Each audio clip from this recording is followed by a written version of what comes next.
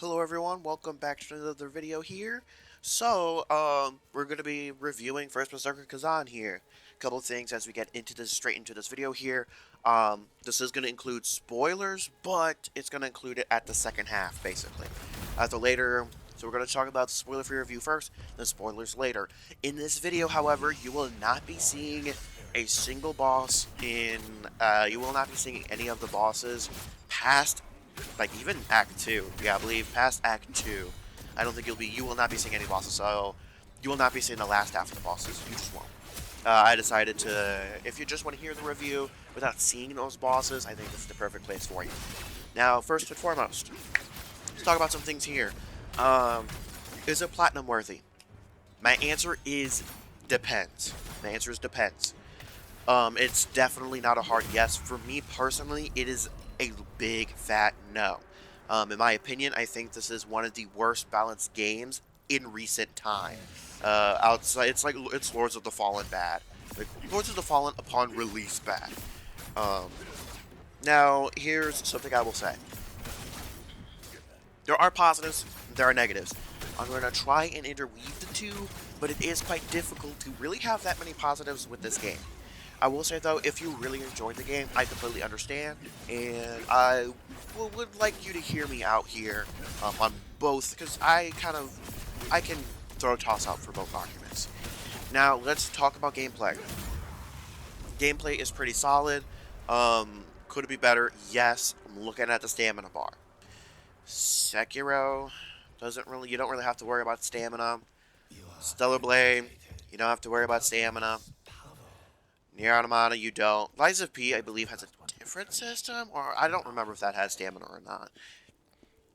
I think it does. Um, Stamina in this game makes it difficult to review it. From a content creation perspective and trying to review a game, stamina micromanaging stamina along with your health and status effects that you have and buffs, because for a lot of the bosses you need a status effect resistance, and sometimes you need to watch your weapon if you have a status effect buff on it, and you also need to be watching the boss's moves and their stamina bar, and there is a lot of stuff here to micromanage, which at least I'll tell you this right now. In the moment, I did not enjoy a single boss except for one. There was only one singular boss that I ever enjoyed in the moment of fighting it. This game is actually legitimately the very first Souls-like or Soulsborne game that I have ever ran into where this has been the case. Ever. Even Demon Souls had a few. Even Lords of the Fallen had a few before it quit. I want to say about the 2/3 mark, I want to say. There were some bosses that I enjoyed in the middle of fighting. Um, by the way, I've not played a big portion. I have not really passed the going into the past section of Sekiro, and Dark Souls 2 I've never played, but the rest I have played. And in this game, I got all the way to the final boss. The final boss, however, has a third phase for 2 out of the 3 endings, and I could not get past the second one.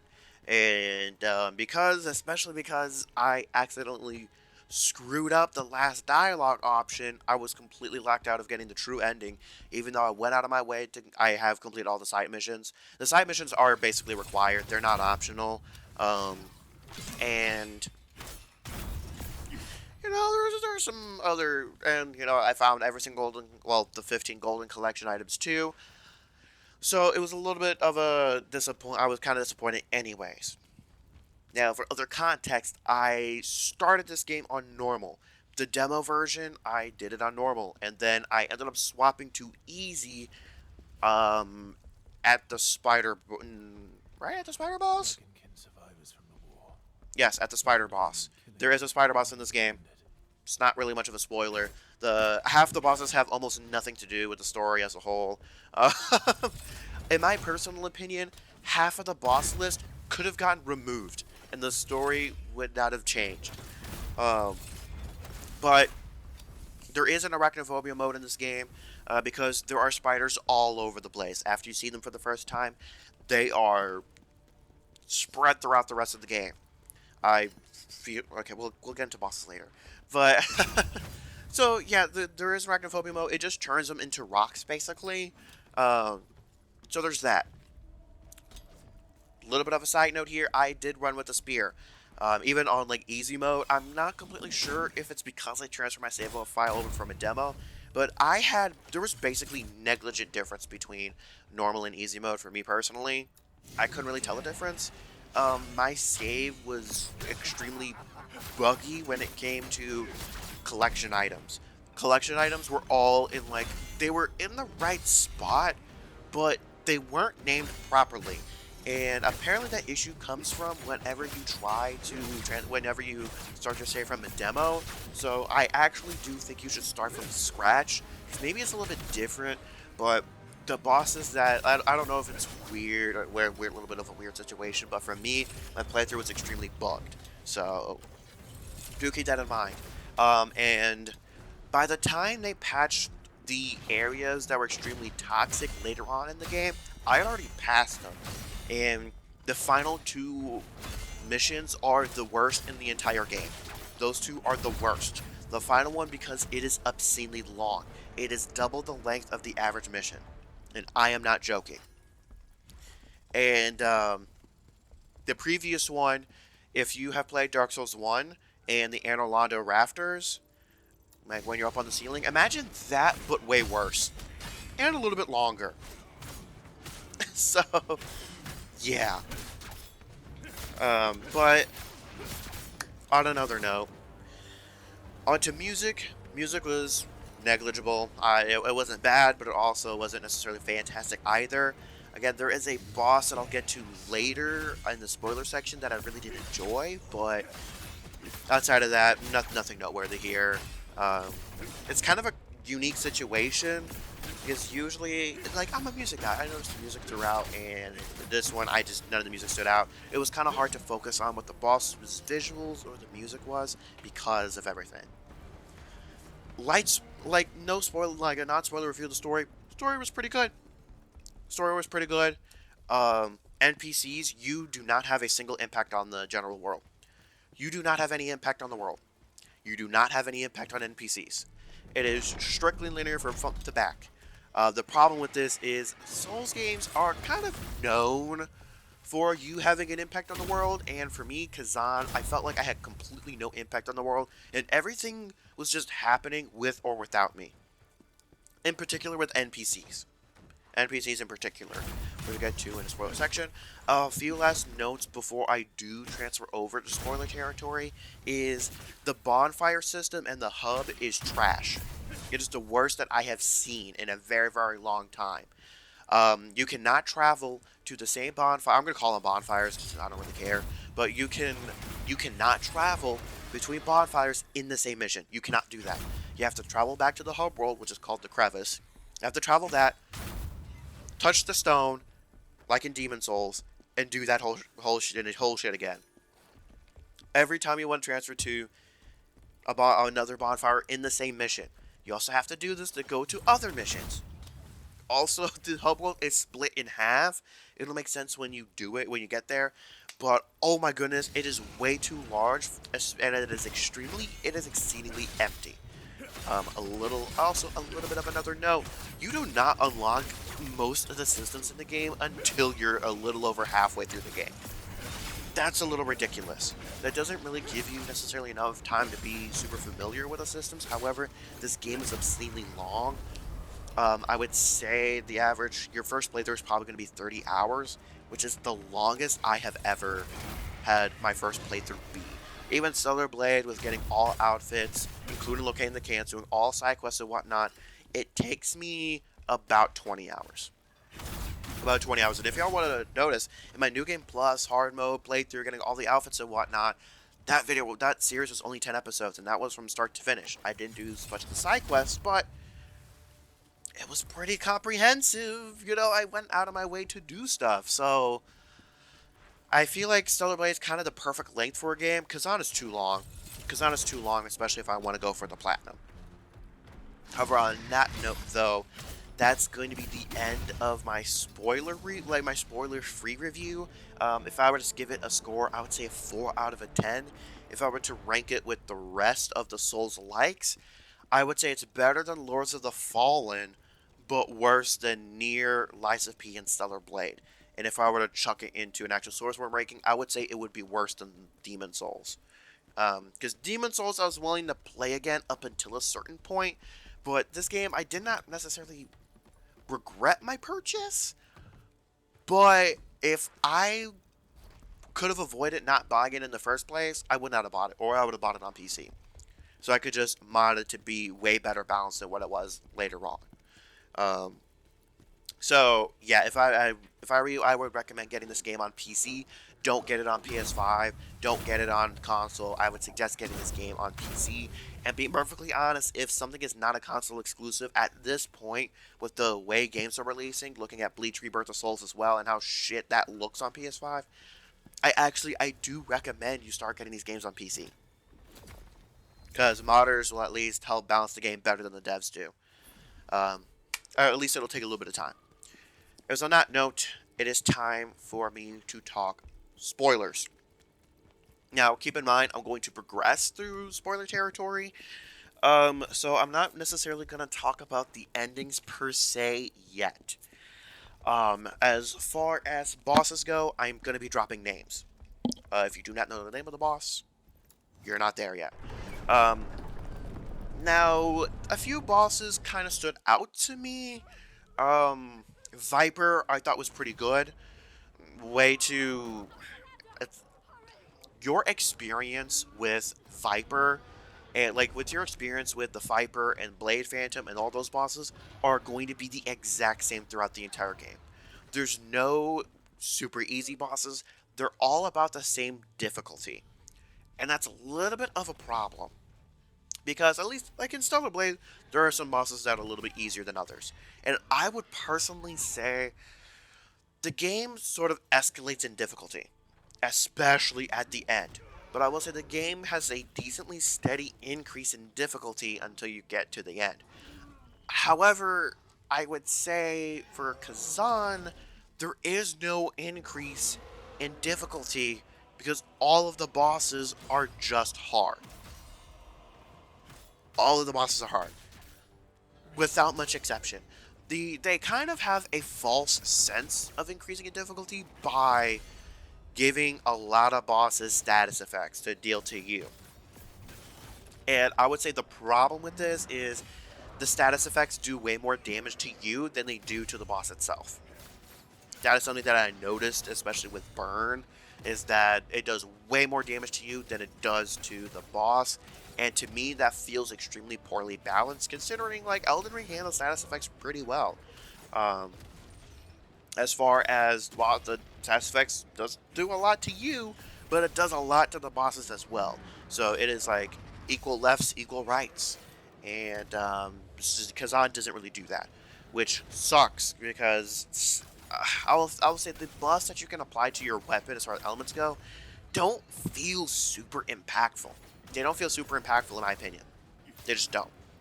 That being said, they help, but they're not as impactful as I would have liked. Now, the other boss was I forget what his name is. He'll probably be shown in the background, but by the way, I'm not going to show the bosses. I'm going to talk about all of them in the background. I'm only going to show a few of them. But he throws a little nail and hammers it into the ground, burns the entire floor. I will say, the game does a decent job at showing you, hey, there's a ladder here, you should probably use that. However, what I will say is, if you are too far from the ladder and the floor becomes lava, you're screwed. You don't have a chance to get to that ladder because of how much damage it was doing to me at least, extremely early. And with having to pay attention to so much stuff, it's kind of hard to like see what the boss is doing. You know, I couldn't really even pay attention to the music either because it was just so up. I had to pay attention to so much. And this kind of feeds back into the combat because I'm just being flat out. It's not as enjoyable as Bloodborne. It's not as enjoyable as Stellar Blade. Like it's not even like Elden Ring. Like it's not as enjoyable as a lot of my personal top tier Soulsborne games. Due to in those games you don't have to pay attention to as much. In Bloodborne, you don't really have to pay attention to your stamina. Not really. Do you somewhat? Yes, but usually when you have to pay attention to your stamina, it's usually in the action when you're sprinting around or everything. But you mostly have to pay attention to the boss. You pay attention to the boss and your health. That's basically it. And Celeblade, you pay attention to the boss. The shield is there if you want to pay attention to the boss's shield, but is it necessary to pay attention to that? Absolutely not. You just pay attention to what the boss is doing, his health, and your health. Nothing else. So you can fully immerse yourself with fighting the boss. In Khazan, for me personally, it was really difficult to do that. Now, I'm going to get into Elamane here. This Elamane was a big point of contention to me because it really felt like I was completely useless as the player to do anything about the situation. To do anything about saving Elamane. This is what I mean by a lot of the bosses should have been cut or optional.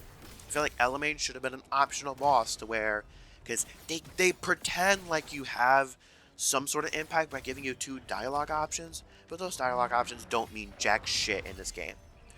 Like, you could choose either of them and it has 0 impact on what the NPC does in any way, shape, or form.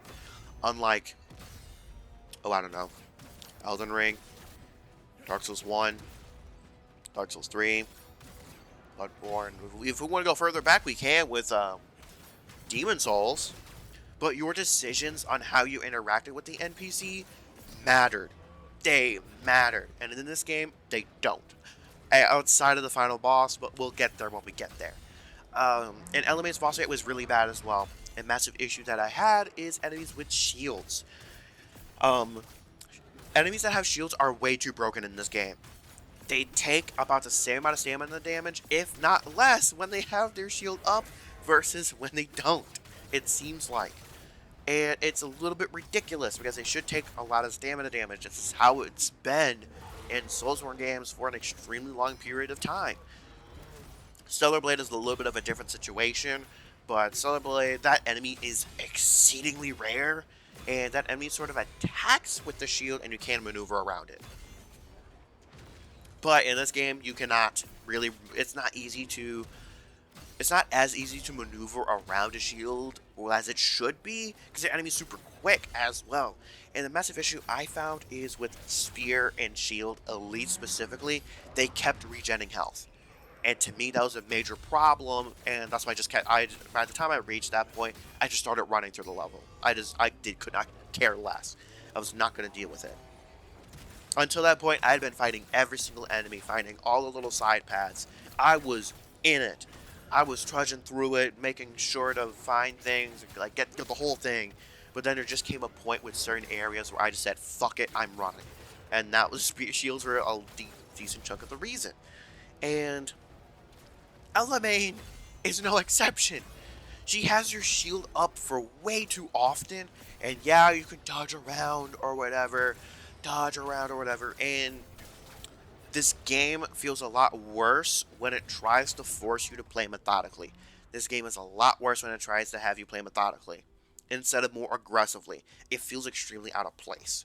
That's why I think, and also we'll get into it later, but Elamane is just a whole entire issue. So that's one of my big reasons for NPCs being so bad. Another reason that I don't really like the bosses in this game, all of them are about mid-tier. All of them are about mid-tier. But there are only 2 bosses that have a cutscene phase transition. I believe there's actually only 2, actually. I think there's 3. It's the final boss, the second to final, and Viper.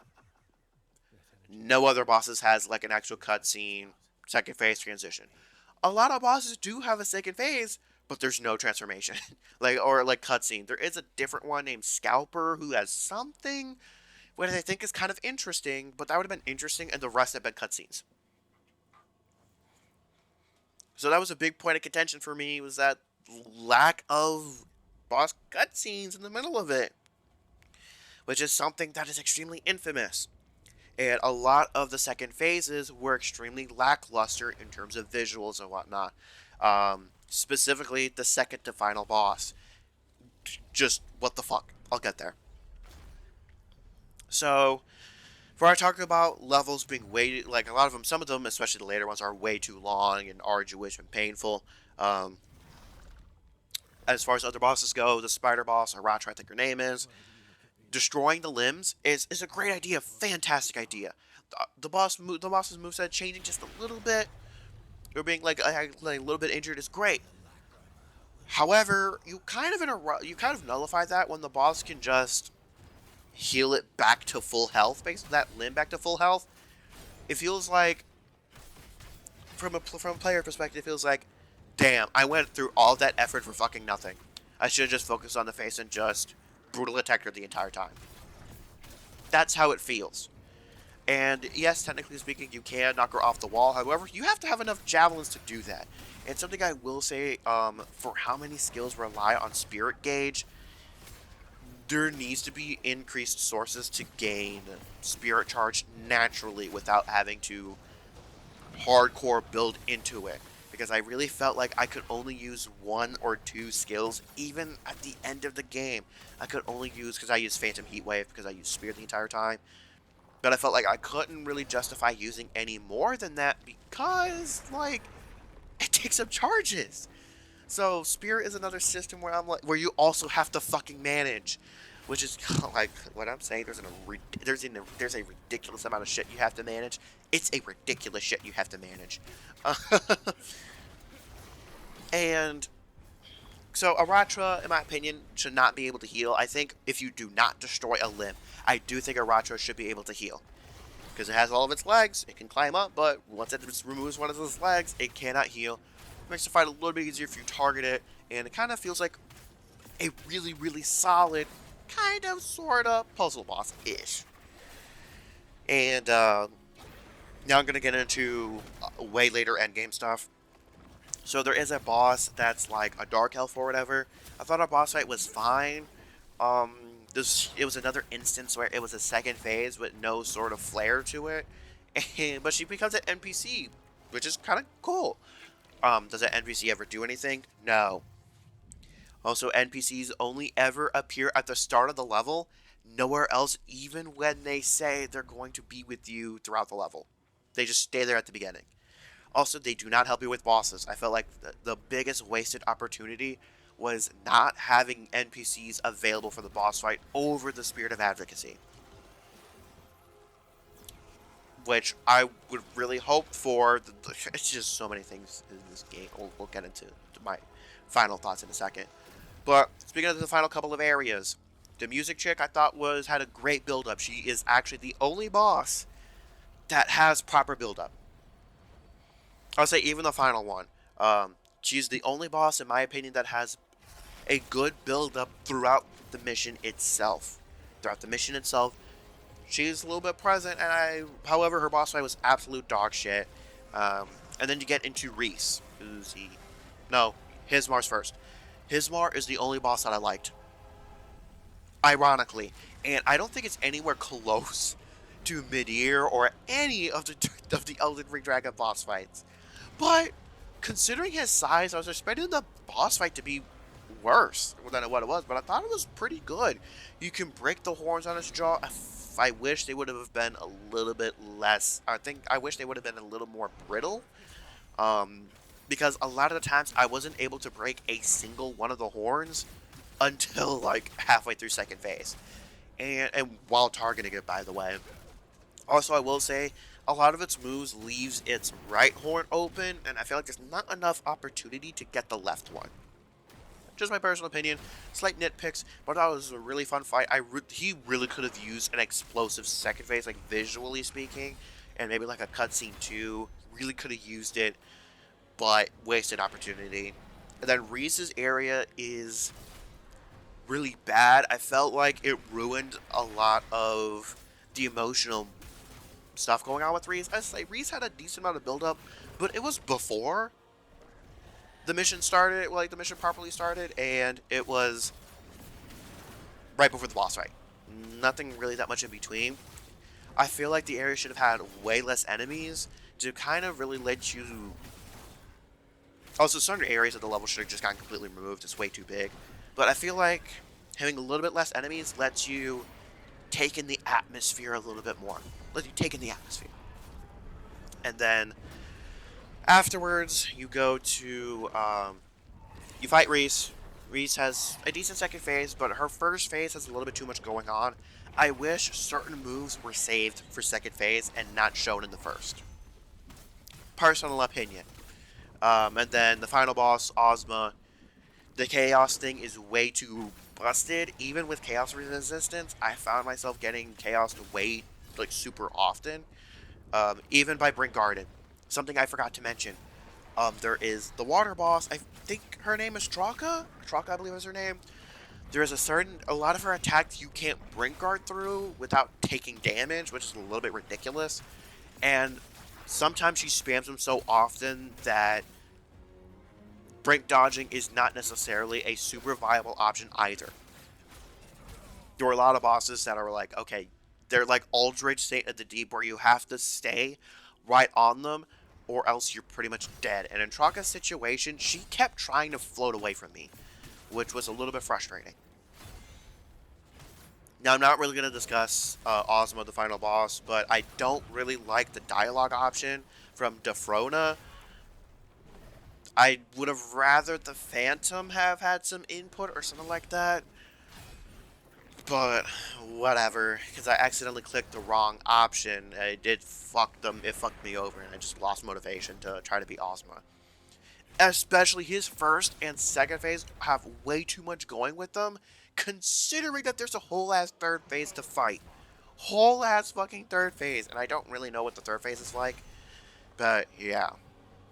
And brief note to Scalper, a boss should never have a red stamina bar. Never. That should never fucking happen. Because half of the moves that you would usually like that you can use are completely out the door when he has a red fucking bar. Which to me is a little bit of a fucking problem. And he cannot be like brutal attacked either, which is a major issue. You are removing a major system you have in the game. Why? Certain enemies having it, sure, but bosses should not really have that. However, those are really gonna wrap up my thoughts. I will say another problem I had was visuals. The area that I showed in the beginning is the only great looking area in my opinion. Everything in this game can be described in a few things. In the early, it's snow, red filter, and crumbly rock. Crumbly rock. Crumbly rock, red filter, snow. The red filter all over the place was really ruining the visuals for me. Really ruining the visuals for me. Yeah, overall, I'd give this game a 4 out of 10 as a whole. On PC, it's probably better. I don't... by the way, all this was easy mode, and there was no real... I didn't really feel a difference. So my playthrough just might have been broken. My actual save and playthrough might have been broken. If that's not the case, if it is pretty good balance, and I'm just... have weird instances and shit going on, then, like, if this game was balanced properly for easy and normal, this game would probably be like a 7 out of 10. 7 out of 10 at best. It would beat Nier Automata in no way, shape, or form, even if it has visuals and everything going on for it. There's too much other stuff outside of balance going wrong with the game where it just cannot ever go above Lives of P or Stellar Blade, and it probably can't go above Dark Souls 1. Well, it probably could go above Dark Souls 1, but it's definitely not touching Dark Souls 3, Bloodborne, or Elden Ring. It's not touching any of those. Despite how much I rip Elden Ring for, and by the way, Elden Ring, I'm not considering DLC. As for the future, I will not be covering the DLC when it releases. I will not be covering it. I will not be playing it. So do not expect that to happen. I will say, from a story perspective, it feels like a sequel, and it apparently is. The issue with this is, though, it feels like there should be a dedicated game to Khazan and not just be tied to DNF Duel or the base DNF game. So yeah, we are approaching 100 subs, so I would appreciate y'all if we can reach that mark. When the 100 sub mark happens, I will be